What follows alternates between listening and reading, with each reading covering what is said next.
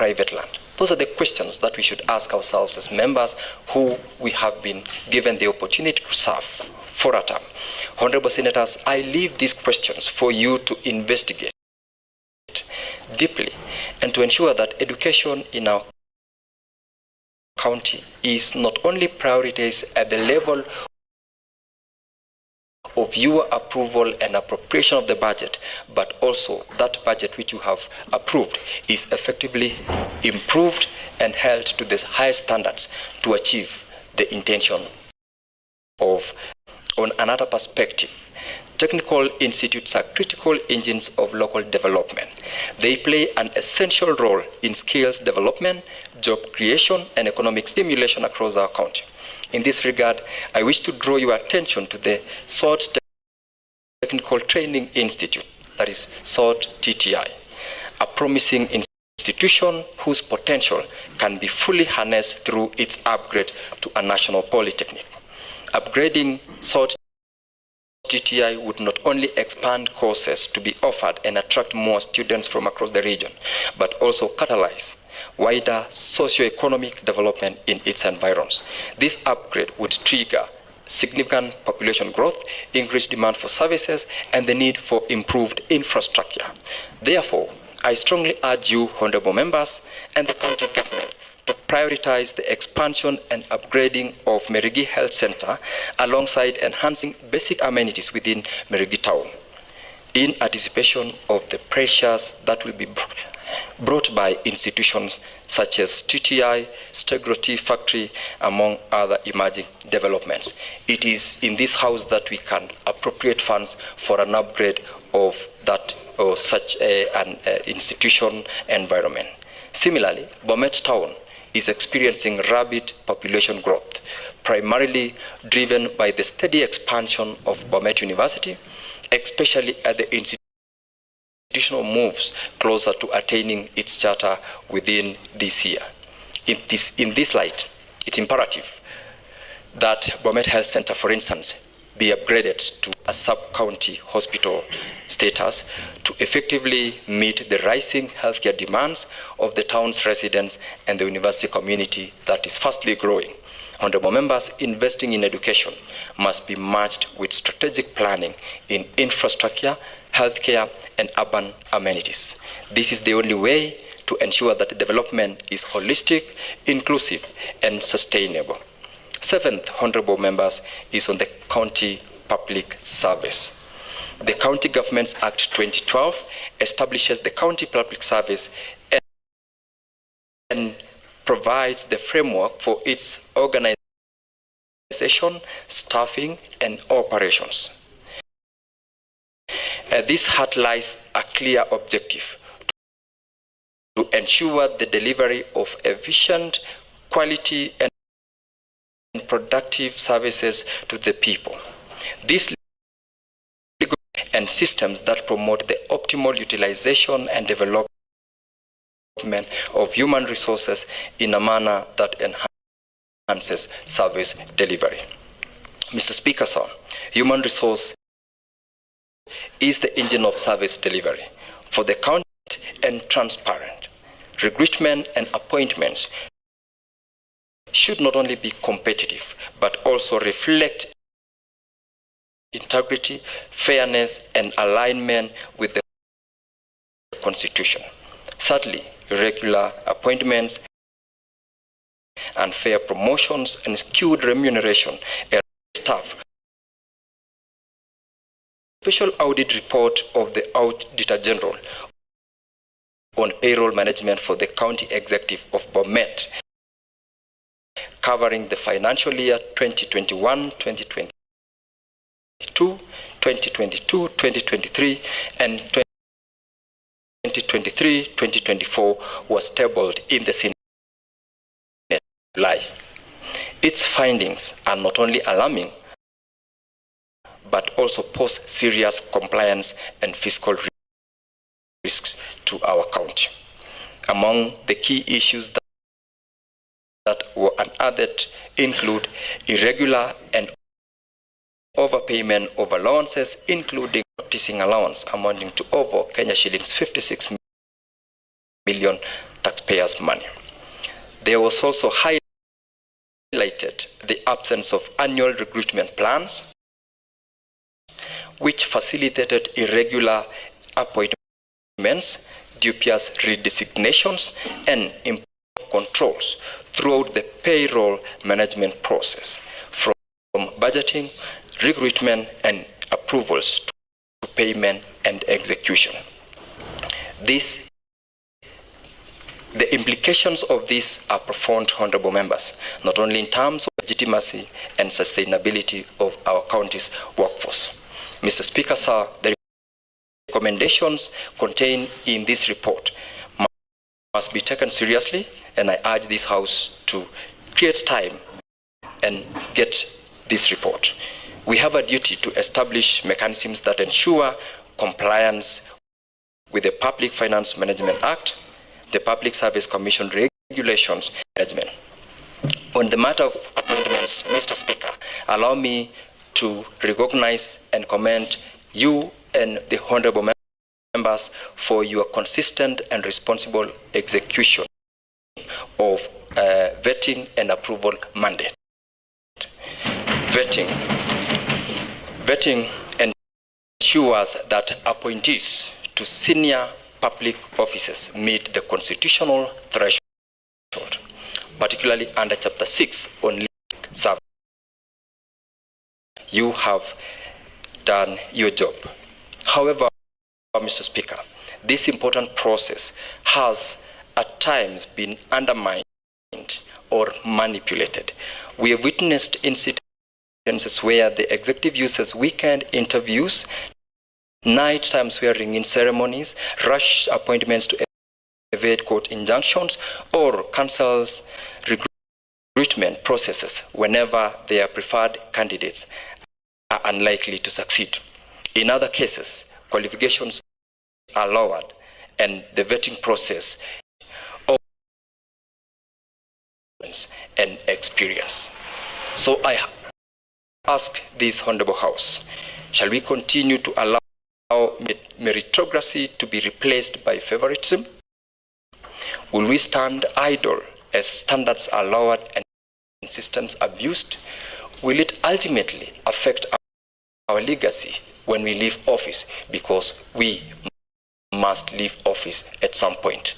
I ask of you those questions, honorable members. Households, we are the custodians of fairness, transparency, and integrity in public appointments. It is time we reviewed the timelines, processes, and mechanisms around appointments. It's time we develop frameworks that arrest politically motivated starving trends and hold both individuals and institutions accountable. Let us use our constitutional tools of oversight, legislation, approval to restore dignity, professional, because, Mr. Speaker, we have a very robust, knowledgeable, and hardworking public service board, and they are ready to work and serve the public. Mr. Speaker, sir, on land and land use, this one remains one of the most critical factors of production and a fundamental pillar for sustainable economic development of our county. As such, its availability and strategic use significantly determines the success of government investment and public service. The county faces a growing scarcity of public interest land, which continues to hinder the establishment of key public infrastructure. Facilities such as industrial parks, recreational spaces, arboretum, affordable housing projects, libraries, resource and ICT centers, youth empowerment hubs, craft centers, museums, and social halls require adequate, well-located land, yet such land is increasingly not available. I call upon you, honorable members, to consider strategic acquisition of public interest land. Now, not even when it's too late. Let us align our spatial planning and budgeting processes to ensure timely identification, acquisition, and securing of land for future public use. This is how we safeguard the dreams of tomorrow today. Honorable members, if we are to future-proof the development of this county, then land banking must become a deliberate and urgent policy intervention. Without forward-thinking action, we risk a scenario where land becomes congested, inaccessible, or exorbitantly expensive, thereby frustrating public development agendas and choking our growth potential as a county. Ninth, honorable members, is on the fidelity to the rule of law. Adherence to the rule of law is the foundational fulcrum of order, justice, and tranquility in any functioning society. When the law ceases to be a neutral guide, when it bends to favor the high and mighty, and the voices of the vulnerable and the down out, then terror, impunity, and disorder takes root. Mr. Speaker, sir, over the past 5 years, the county government of Bomet has found itself entangled in numerous litigations, ranging from labor-related cases to disputes with contractors, suppliers, and landowners. These are not isolated incidents, but symptoms of systemic failure to act within the legal frameworks that govern procurement, employment, land acquisition, and service delivery. This is not just a legal issue, honorable members. It is a governance crisis. Every fine that is paid out, every penalty that is imposed on our county government, and every outsourced legal service paid for with public funds is a development opportunity lost, thus stifling our county's ability to fund core services such as building dispensaries, supplying clean water, improving on our dilapidated roads, or investment in agriculture and education. Honorable members, I raise this matter not to induct, but to provoke collective reflection of the members of this House and the public, and action to be taken. How long shall we watch, for instance, as taxpayers' resources poured into lawsuits and legal fees that could have been avoided through simple adherence to law and procedure?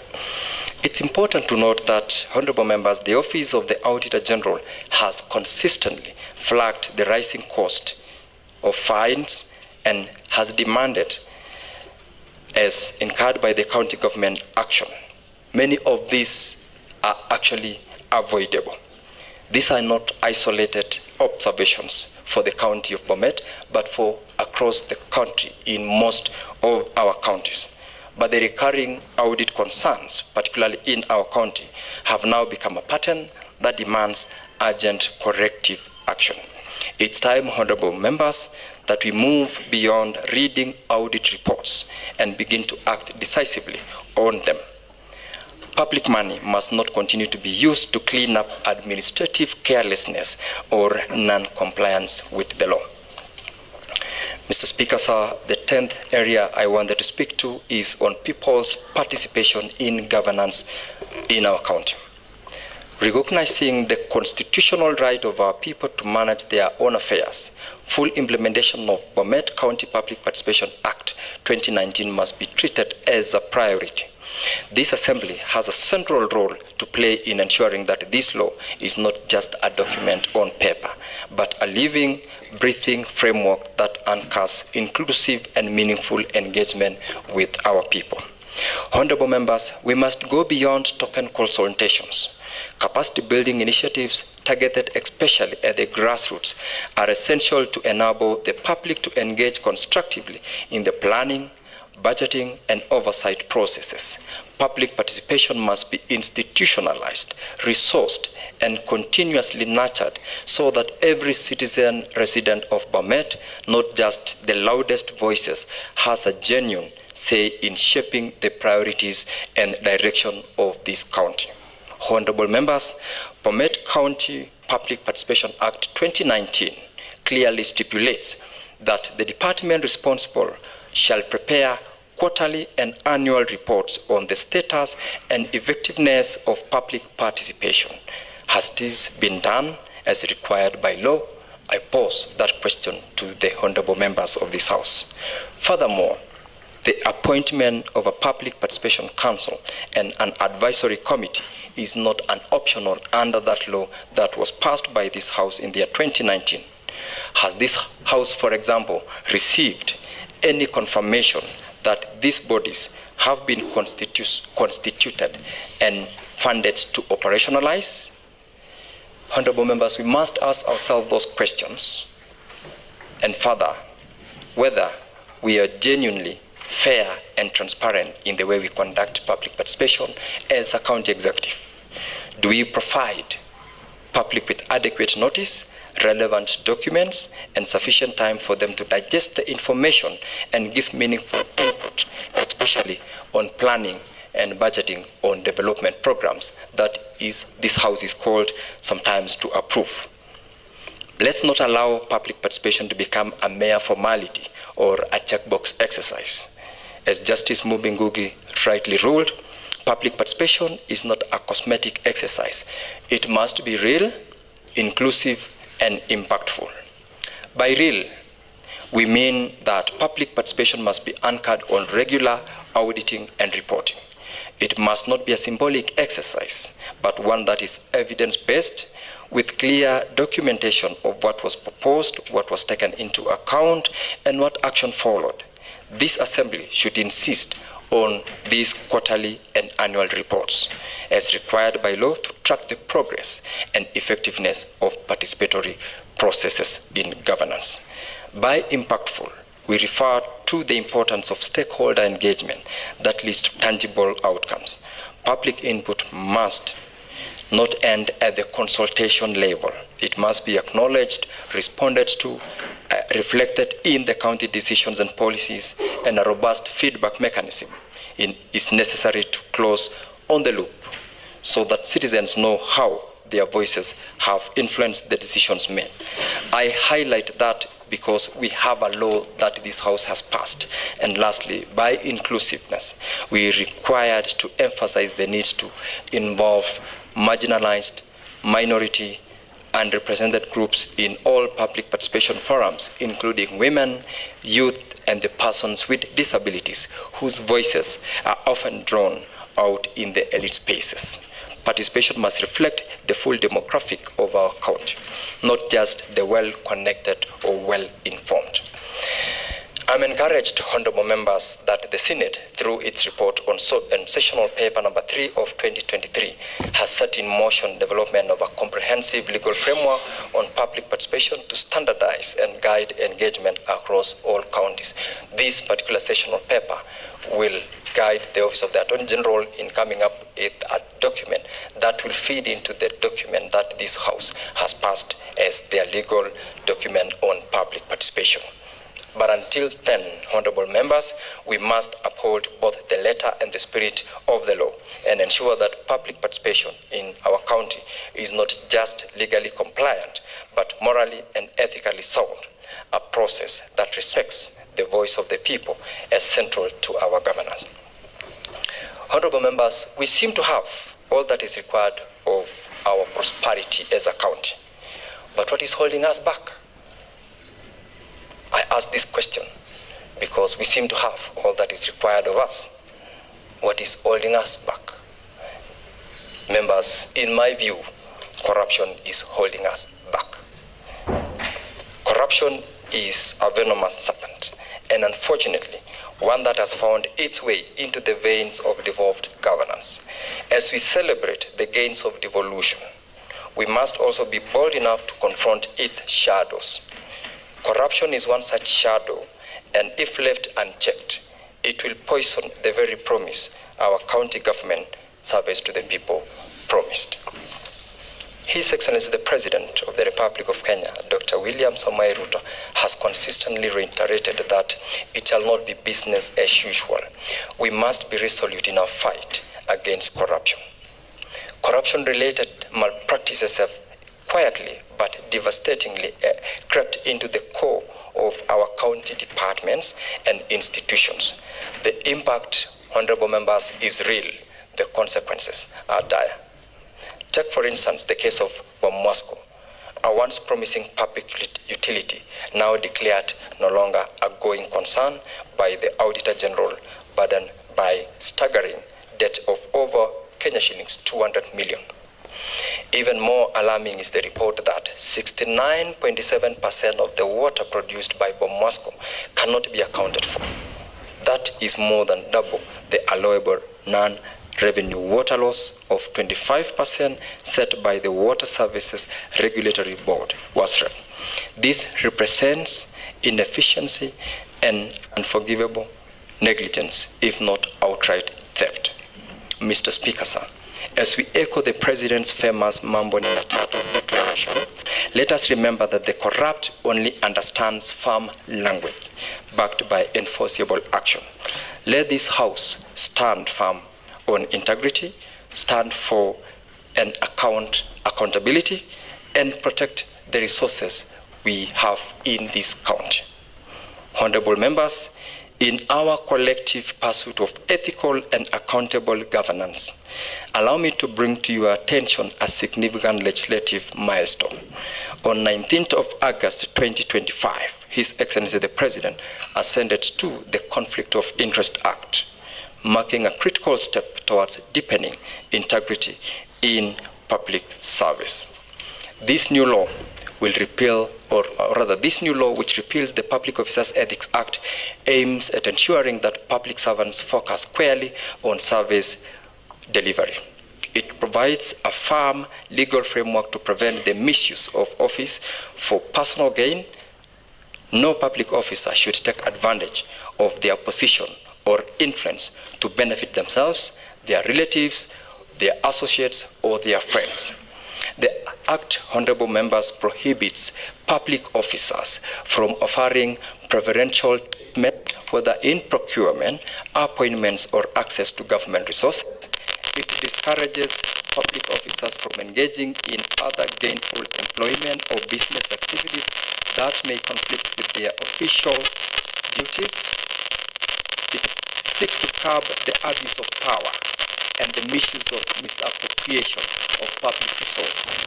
It seeks to strengthen the reporting mechanisms for corruption and unethical conduct, placing the Ethics and Anti-Corruption Commission, EACC, at the center of supervision, enforcement, and oversight. Honorable members, this law is not merely punitive, it is preventive. It seeks to foster a culture of integrity, transparency, and professionalism in public service. It is now incumbent upon this House to champion compliance through legislation, oversight, and accountability mechanisms so that the people of Bomet receive honest, efficient, and ethical service delivery. As investigative authorities pursue corruption-related cases relevant to our counties, let us support this institution by sharing our reports and findings where public resources. It is one of those responsibilities that you should not shy away from doing whenever you're called upon to do. Mr. Speaker, sir, remember this power. Mr. Speaker, sir, remember with power comes great responsibility. And as the good book says in Luke 12:48, from everyone who has been given much, much will be demanded. And from the one who has been entrusted with much, much more will be asked. You have been given much. Much is demanded of you. You have been entrusted with much. Much will be asked of you. The pendulum is now firmly on your side. And with it comes a critical moment of introspection and self-reflection. Allow me to pose a few questions and interrogations that strike at the heart of our constitutional mandate as two houses of similar laws provided for by the Constitution. What have we done, for example, to guarantee prudence and proper utilization of county funds? Are we truly getting value for money from government investments, programs, and projects? How have we utilized the instruments of governance entrusted to us by our people as their legitimate representatives? And perhaps most fundamentally, what does the Constitution and the law demand of us? Mr. Speaker and honorable members, these are not rhetorical questions. They are urgent calls to reaffirm our role as custodians of public trust, the empowerment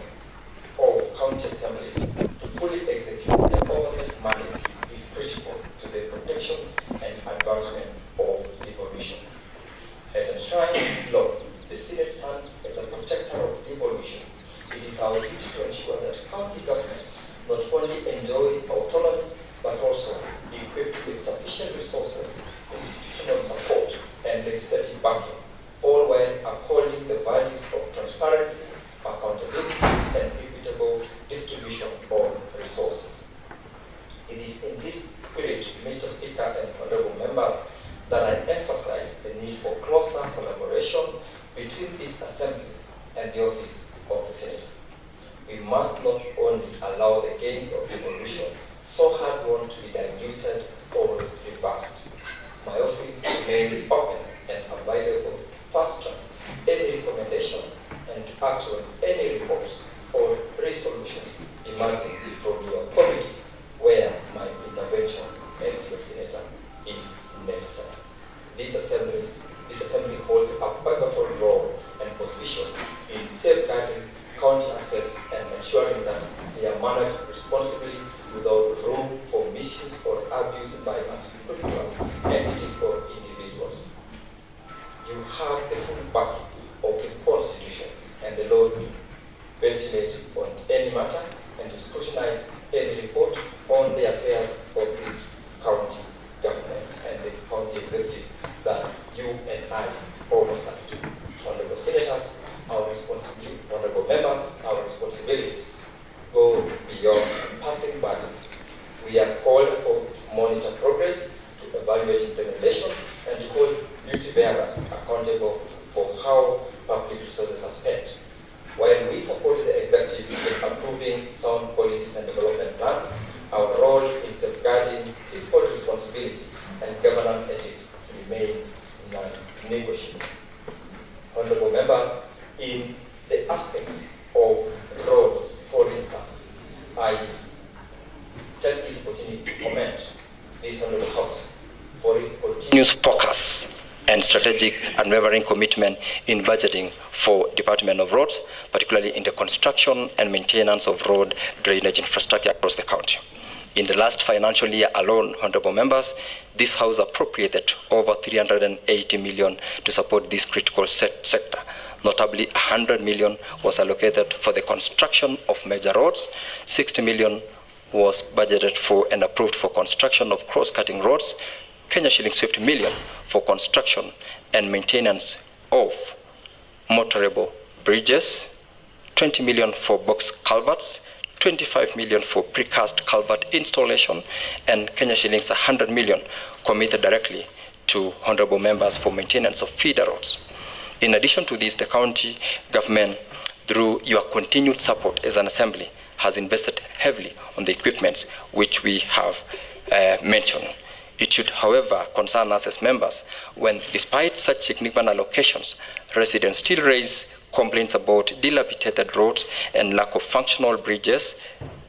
This reality calls for greater vigilance, enhanced oversight, and collective responsibility to ensure that our people receive value for every shilling spent in this sector.